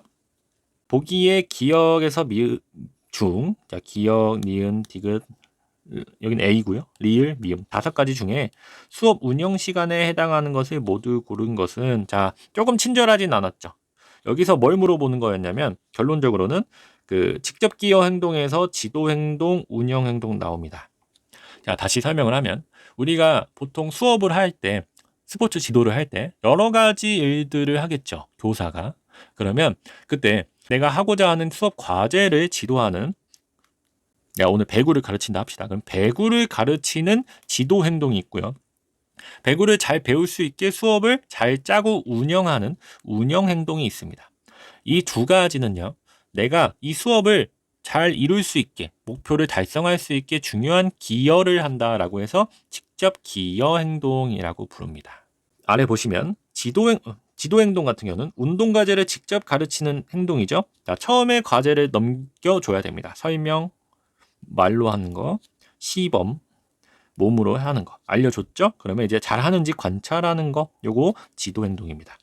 그리고 피드백 주는 거, 잠깐 일로 와보세요. 뭐 이렇게 알려주고 교정해주고 하는 거, 학습자가 연습하는 거고 옆에서 도움 주는 거, 이러한 것들은 과제를 잘 될 수 있게 하는 거기 때문에 과제 행동 또는 지도 행동이라고 부르고요. 자, 운영 행동은 뭐냐면 지도 행동이 아닌 행동들 중에 환경 정리, 팀 구성, 부정 행동 제지 등이 있습니다. 이러한 것들은 잘 수업이 이루어질 수 있게 필요한 그 운영 행동이라고 합니다. 그러면 17번은 뭘 물어봤냐면 수업 운영 시간, 운영 행동에 해당하는 것을 골라보라라고 하는 거예요. 하나씩 봅시다. 자, 처음에 오늘 수업의 내용은 배구 서브였다. 출석 점검 후에 요거 지도 행동일까요? 운영 행동일까요? 요거 운영 행동에 해당합니다. 아직 과제로 시작 안 했죠. 자, 니은 A팀은 서브 연습을 하였고 중요한 거 연습입니다. 연습은 무엇이다? 지도 행동이다. 내가 서브 시범을 보여주었다. 시범 나오죠? 요거는 지도 행동입니다. 자, A는 넘어가고 리을 D팀은 경기장 밖에서 대기하게 했다. 자, 요거는 운영 행동에 해당합니다. 자, 대기는 운영 행동. 학생들이 배구공과 네트를 정리하도록 했다. 수업 정리, 환경 정리죠. 이거는 운영 행동. 자, 그러면 운영 행동을 찾아야 되니까 기억, 리을, 미음, 기억, 리을, 미음. 자, 4번이 답이 되겠습니다. 자, 그러면 니은과 디귿은 무슨 행동이다? 이거는 지도 행동이 되겠습니다. 자, 비슷하게 이것도 문제로 내어드렸었습니다. 이런 식으로 문제가 나올 수 있기 때문에 잘 풀고 가셔야 되고요.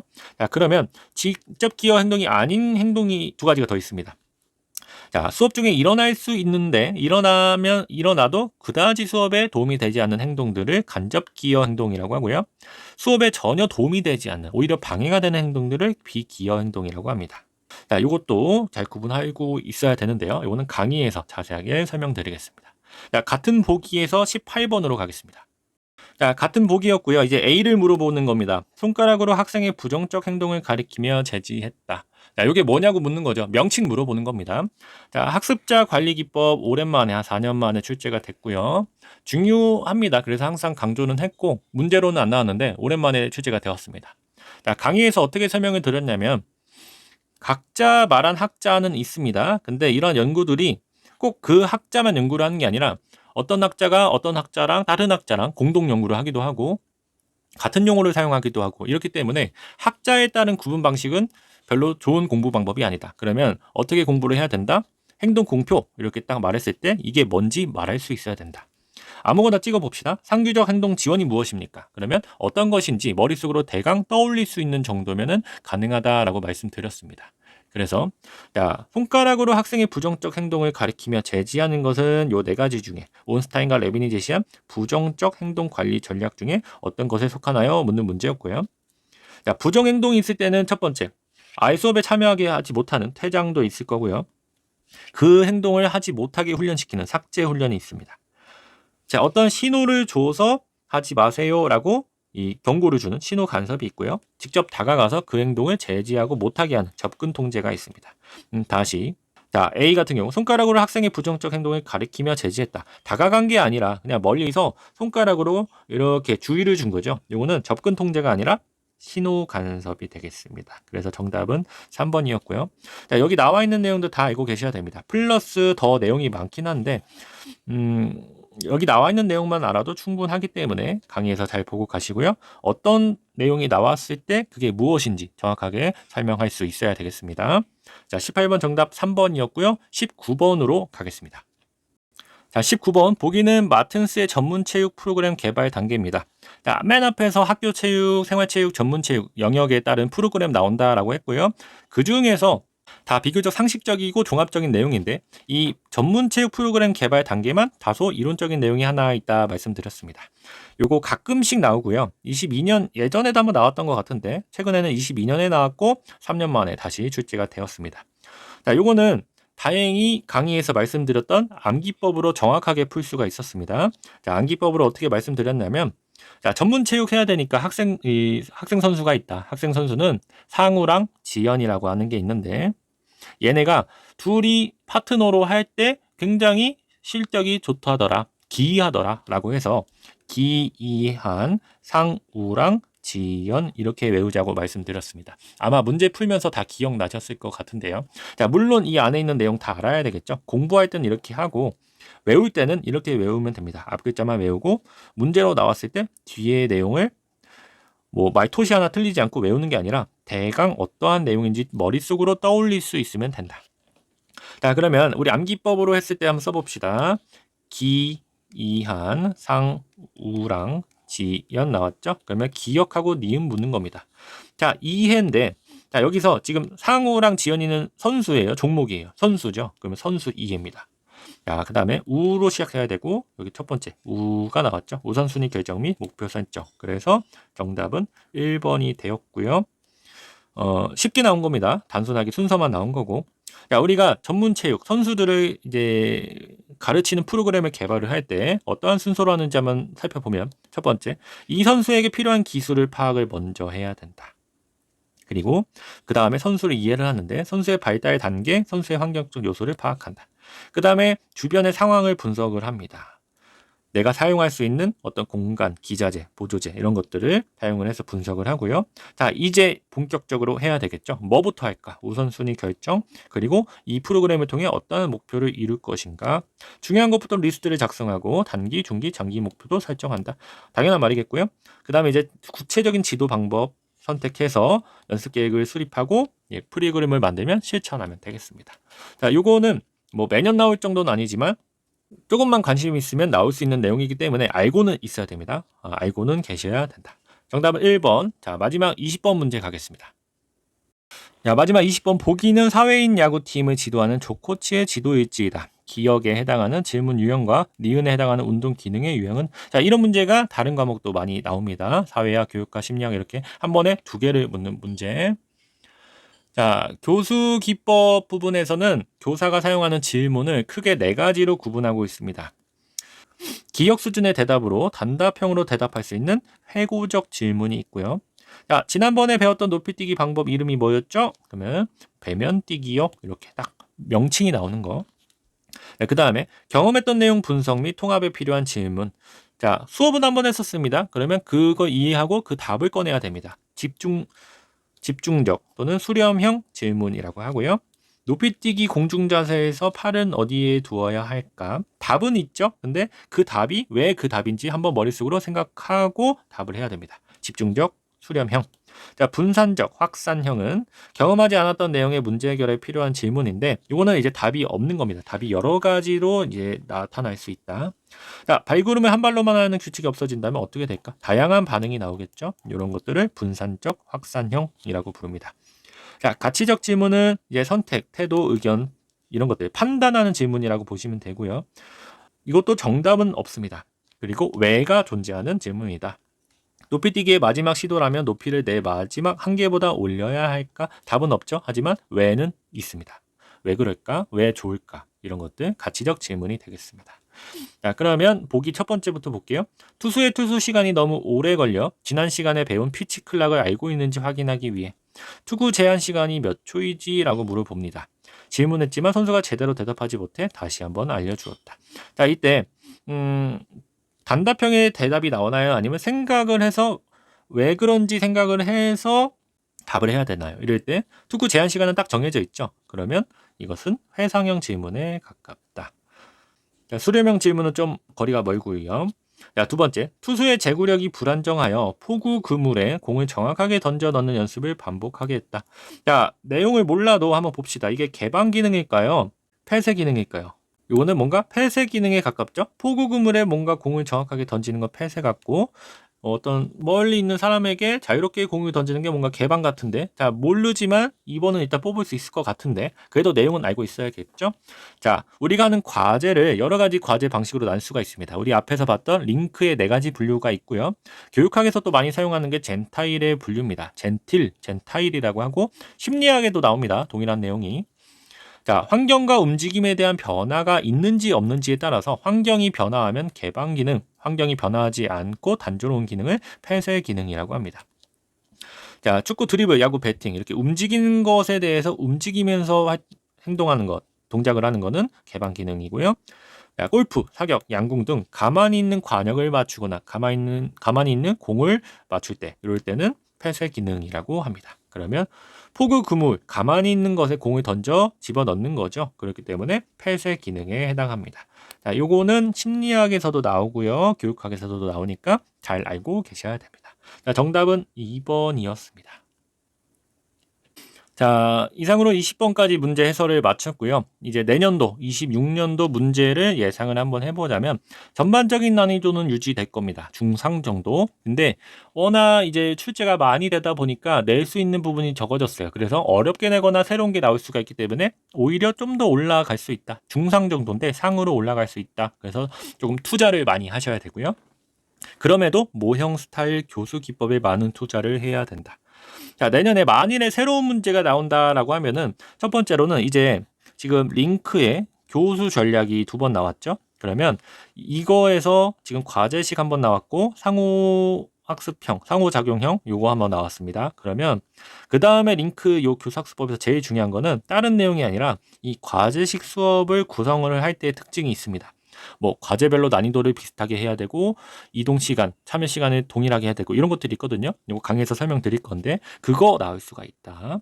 자, 그다음 진짜 제일 중요한데 안 나오고 있는 거 있습니다. 시덴탑의 교수 기능 발달 단계라고 해서 체육 수업을 하는 지도자가 처음에 가르치는 수준부터 엄청 이제 고수가 돼가는 거죠. 이제 아주 높은 수준의 지도자가 될 때 그 과정을 5개로 나누고 있습니다. 요거 나올 가능성이 굉장히 높은데 안 나오고 있어서 26년에 나올 것 같은데 안 나오면 언젠가는 나올 겁니다. 이거 꼭 공부하셔야 되고요. 자, 스타일에서는 이제 올해 포괄형 한번 나왔고요.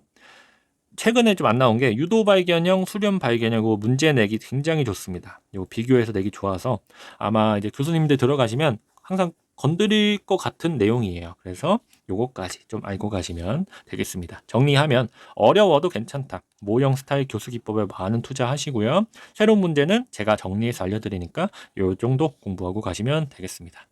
자, 교육학은 조금 길었던 것 같네요. 긴 시간 수고 많으셨고요. 자, 다음 강의에서 만나도록 하겠습니다.